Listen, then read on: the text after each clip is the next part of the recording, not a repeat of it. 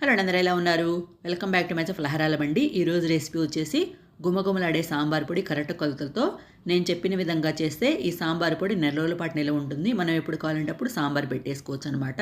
Stove వెలిగించి బాణలు పెట్టి వేడెక్కిన తర్వాత 1 కప్పు కందిపప్పు, 1 కప్పు మినపప్పు, 1/2 కప్పు పచ్చెనపప్పు వేసి మూడింటిని కలిపి ఈ విధంగా కలర్ మారేంత వరకు, మంచి అరోమా వచ్చేంత వరకు దగ్గరుండి వేయించుకోవాలండి.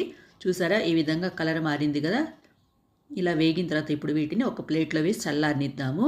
ఇప్పుడు అదే బాణల్ని మళ్ళీ స్టవ్ మీద పెట్టేసి దీంట్లో 3 టేబుల్ స్పూన్స్ ధనియాలు వేసి కొంచెం వేయించుకోవాలి.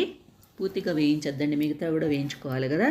కొంచెం వేగిన తర్వాత ఇప్పుడు దీంట్లో 2 టేబుల్ స్పూన్స్ బియ్యము, 2 టేబుల్ స్పూన్స్ మిరియాలు, కొన్ని మెంతులు, 1 స్పూన్ జీలకర్ర, ఇంగువ వేసి వేయించుకుంటున్నాను అనమాట. మీకు కావాలంటే వెల్లుల్లి రెబ్బలు వేసుకోవచ్చు, అలా కాదనుకుంటే మన సాంబార్ చేసుకునేటప్పుడు కూడా వేసుకోవచ్చు. ఇవన్నీ ఇలా వేగినాయి కదా, ఇప్పుడు వాటిని కూడా ఒక ప్లేట్లో వేసి చల్లారనివ్వాలి. ఇప్పుడు ఎండుమిర్చి అండి, ఇదేంటంటే నేను నూనె వేయకుండానే వేస్తానండి. నూనె వేస్తే ఏంటంటే ఎక్కువ రోజు నిల్వ ఉండదు, వాసన వచ్చేస్తుంది. అందుకు నూనె లేకుండా ఇలా గోడల్లోనే ఒక 12 ఎండుమిర్చి వేసి వేయించుకుంటున్నాను. చూసారు, ఈ విధంగా వేగినాయి కదా. వీటిని కూడా అదే ప్లేట్లో వేసేసి మొత్తం చల్లారనిచ్చి మిక్సీ జార్లో వేసి మూత పెట్టేసి వీలైనంత మెత్తగా గ్రైండ్ చేసుకుంటే ఎంతో టేస్టీగా ఉండే, ఎక్కువ రోజులు నిల్వ ఉండే గుమగుమలాడే సాంబార్ పొడి రెడీ అయిపోయింది. నచ్చితే సబ్స్క్రైబ్ చేయండి. Thank you for watching.